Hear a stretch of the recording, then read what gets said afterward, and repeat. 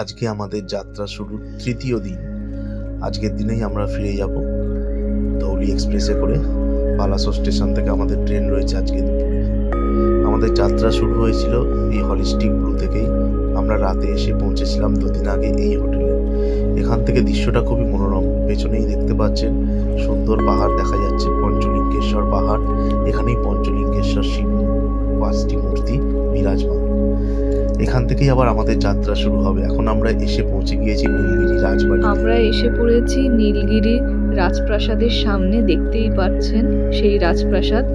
আমরা ক্যামেরা বন্দি করেছি সেই রাজপ্রাসাদের ভগ্ন দৃশ্যটি। এখন সংরক্ষিত করা হচ্ছে যদিও সেইখানে। পাশেই আছে মদনমোহন জিউর মন্দির। তার পাশেই আছে এই যে আপনারা দেখতে পাচ্ছেন, এটা নবদুর্গা মন্দির। তার পাশে এই যে মদনমোহন জিউর মন্দির। তার পাশেই আছে এই যে রাসমঞ্চ।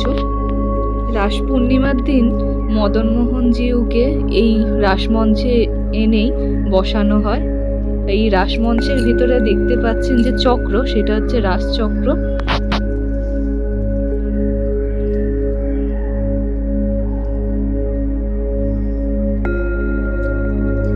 এই যে মদনমোহন জিউ দেখতে পাচ্ছেন, আমরা সরাসরি ক্যামেরা বন্দি করেছি মদনমোহন জিউর ছবিটি।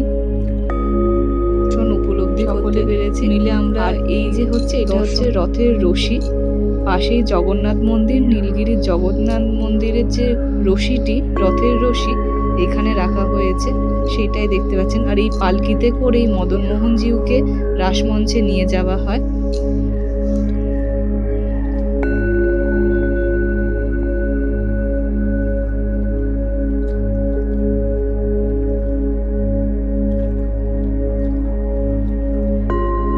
মাধব মন্দিরের বাইরেই অবস্থিত বহু প্রাচীন কুয়ো, যার গভীরতা মাপার জন্য কুয়োতে বালতি ফেলে দেখা হচ্ছে জলের গভীরতা কত দূর, সেইটাই দেখার চেষ্টা করা হচ্ছে আর কি।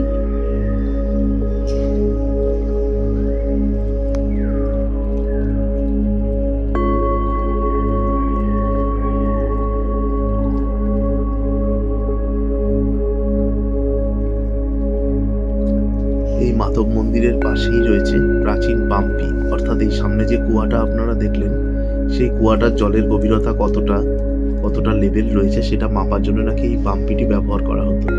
দেখুন, আমরা ধীরে ধীরে তার ভেতরে এগিয়ে যাচ্ছি এবং আপনারা দেখতে পারবেন একটা সময়ের পরে রিলিং দেওয়া, অর্থাৎ কুয়োতে জলের লেভেল যতটা উঠবে ততদূর পর্যন্ত এই সিঁড়ি বেয়ে বেয়ে জলটা ওপরে ওঠে। এটা থেকে নাকি পুরোনো দিনের রাজারা জলের লেভেলগুলোকে মাপতে পারতেন এবং এই জন্যই এটাকে পাম্পি বলা হয়। আপনারা দেখতে পাচ্ছেন সেই পাম্পি।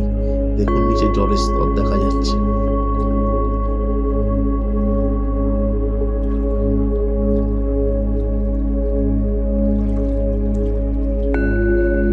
এবারে আমরা এসে উপস্থিত হয়েছি ইমামির জগন্নাথ মন্দিরে। এই মন্দির বহু বিশাল এবং এই মন্দিরটি নির্মিত হয়েছে পুরীর জগন্নাথ মন্দির এবং কোণারকের সূর্য মন্দিরের আদলে।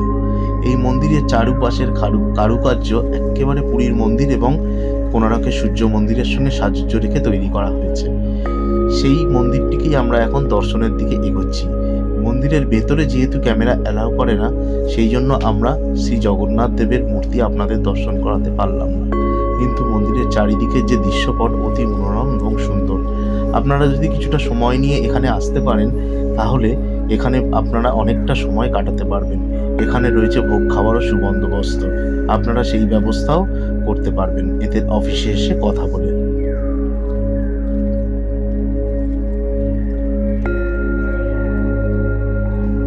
এখন আমরা এসে পৌঁছেছি রেমুনার ক্ষীরচোরা গোপীনাথ মন্দিরে। এখানে ভগবানের এক অদ্ভুত লীলার কথা বলা হয়েছে। স্বয়ং তিনি ভক্তের জন্য ক্ষীর চুরি করেছিলেন, তাই এই ক্ষেত্রের নাম ক্ষীরচোরা গোপীনাথ। এখন আপনারা দেখতে পাচ্ছেন ক্ষীরচোরা মন্দিরের অন্তর্গত এই যে এটি হচ্ছে রাসমঞ্চ। সেই রাসমঞ্চ আপনারা দেখতে পাচ্ছেন। আর তার পরবর্তীতেই আপনারা দেখতে পাচ্ছেন ওই পেছনে যে সাদা মন্দিরটি, ওখানে রয়েছে শ্রী চৈতন্যদেবের পদচিহ্ন। দেখো, যে চন্দন আনতে বলেছিলাম সেই চন্দনগুলি ওখানে গোপীনাথের অঙ্গে দাও। ওখানে দিলেই আমাকে দেওয়া।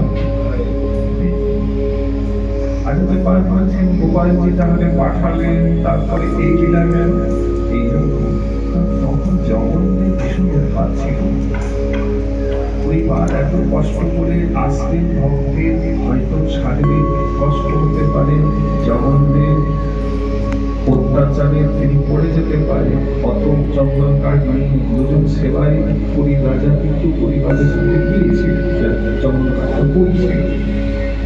তো এরকম দরবার নিয়ে গেলে ডাক্তার ধরতে ভক্তের কষ্ট অসুবিধা হবে বলেই গিরিরাজের গোপাল বললেন ইনাদের জন্য। যাবতীয় মদন চন্দন যে পরিবারে রেখেছিলেন, সেবাই ছিল, তারা কেবলে বহু রাখা হয়েছে চন্দন বাটন আর বহু অনেক চন্দন। যে পর্যন্ত যত মদন ছিল মামা সব কাটা হয়েছে, চন্দন করে অঙ্গে দেওয়া হয়েছে। যতদিন চন্দন সেবা ততদিন পরিবার এখানে ছিল।